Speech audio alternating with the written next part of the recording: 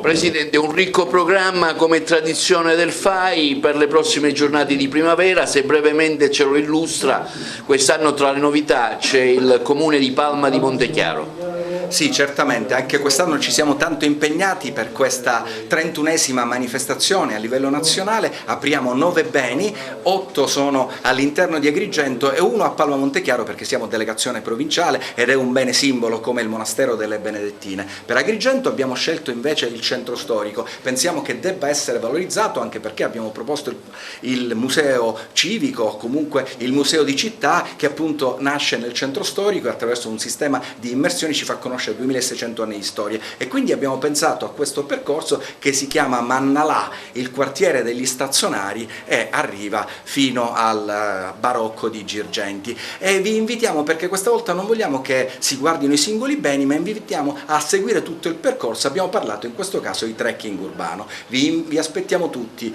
sabato e domenica dalle 9 alle 13, dalle 15 alle 18. Il mondo delle scuole è rappresentato in maniera egregia per le giornate FAI? Sì, lo è perché quest'anno siamo riusciti a portare in piazza veramente tutte le scuole superiori che operano nella città di Agrigento e in più la scuola di Palma.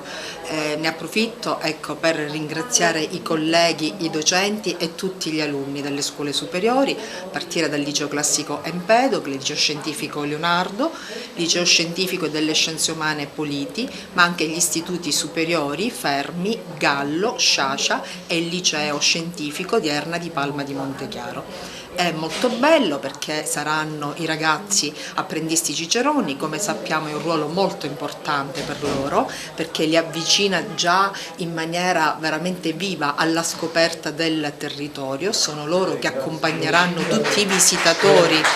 proprio nella possibilità di conoscere meglio o di conoscere anche per la prima volta i beni che sono stati prescelti in occasione di queste prossime giornate FAI di primavera. Anche Palma di Montechiaro presente a questa iniziativa per la prima volta? Sì, diciamo che è stata presente anche gli altri anni, oltre anche quest'anno sarà presente con molto piacere, onorati di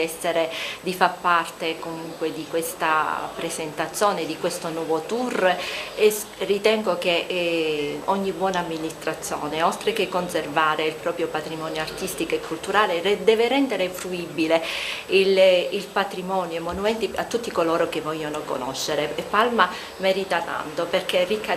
di tanta bellezza, di storia, di cultura, quindi non aspettiamo con ansia queste 2 giornate di primavera per far conoscere a tutti i visitatori i nostri monumenti. Faranno da Cicerone i ragazzi del liceo di Odierna guidati dal professore Vaccaro e diretto sapientemente dalla dirigente Andalia Todaro. Domenica ci saranno le giornate FAI di primavera, un evento che ormai è rinomato, conosciuto nel mondo della cultura in tutta Italia. Agrigento quest'anno partecipa come sempre, parteciperà per esempio tra le attività c'è l'apertura straordinaria, anche se diciamo da qualche mese l'abbiamo resa ordinaria, del museo di Santo Spirito, del complesso di Santo Spirito, quindi un bene della città che è veramente un fiore all'occhiello per tanti visitatori, tanti turisti che si apprestano a visitarlo e a conoscerlo, unitamente al nostro centro storico. Io ne approfitto per ringraziare il FAI per l'attività di promozione, di consapevolezza del territorio, consapevolezza che Agrigento deve avere sempre di più, soprattutto di fronte all'appuntamento che abbiamo lunedì, giorno 27, delle audizioni di Agrigento Capitale Italiana della Cultura per l'anno 2025,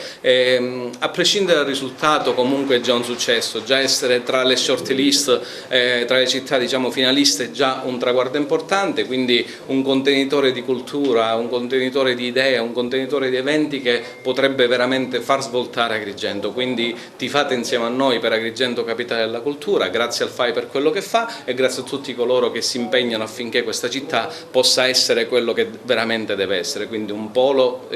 attrattivo di cultura, di turismo, di tradizioni, una grande città Agrigento.